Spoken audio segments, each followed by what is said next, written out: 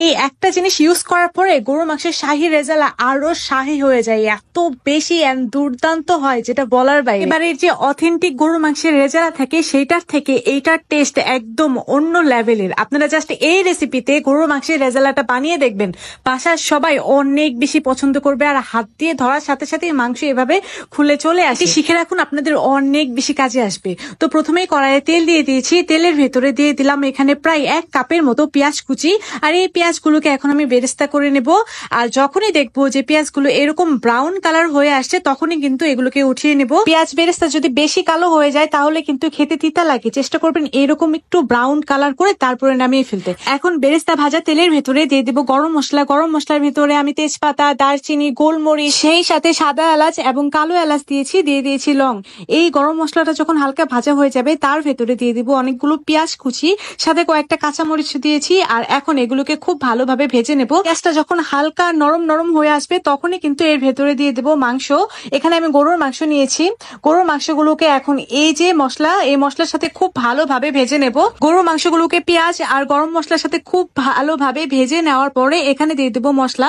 মশলার ভেতরে 1 টেবিল চামচ আদা বাটা, 1 টেবিল চামচ রসুন বাটা, দিয়ে দিয়েছি 1 চা চামচ জিরা গুঁড়া, ধনিয়া গুঁড়া, গরম মশলার গুঁড়া। এখন এই মশলাগুলোর সাথেও গরুর মাংসগুলোকে খুব ভালোভাবে কষিয়ে নেব।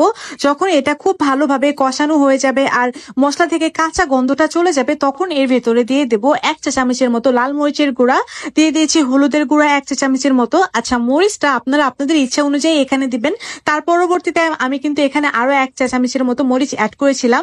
দিয়ে দিয়েছি পরিমাণ মতো লবণ, মরিচের গুঁড়া, হলুদ দিয়ে এটাকে এখন আবারও খুব ভালোভাবে কষিয়ে নেব। আর কি একটু ভেজে নিচ্ছি।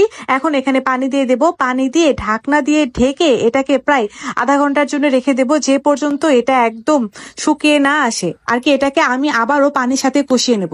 আমি মাংসগুলোকে আবারও খুব ভালোভাবে কষিয়ে নিলাম। মাংস কষার মধ্যে কিন্তু এইটার টেস্ট অনেকটাই নির্ভর করে। মাংসগুলো কষে যখন তেলটা উপরে চলে আসবে তখন এর ভেতরে আবারও পানি দিয়ে এটাকে আবারও কুক করতে বসিয়ে দিব। এটা স্লো কুক হতে হতে আমরা একটা জিনিস রেডি করে নেব।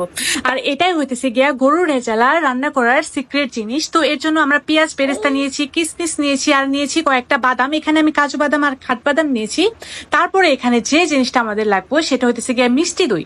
এই মিষ্টি দইটা কিন্তু গরুর রেজালায় অবশ্যই দিতে হবে। মিষ্টি দইয়ের কারণে কিন্তু এই গরুর রেজালাটা অনেক বেশি টেস্ট হয়। আর যারা টক দই দিতে চান তারা এখানে টক দইয়ের সাথে 1 চা চামচের মতো চিনি মিশিয়ে দিবেন, তাহলেই কিন্তু হয়ে যাবে। আর এগুলোকে এখন আমি খুব ভালোভাবে ব্লেন্ড করে নিয়েছি। আর আমার রান্নাটা যখন একদম হয়ে আসছে, অর্থাৎ আর 10 মিনিটের মতো কুক হবে, তখনই এর ভেতরে দিয়ে দেবো আমরা সেই মিশ্রণটা দেওয়ার পরে দেখবেন যে রেজালার কালারটাই একদম চেঞ্জ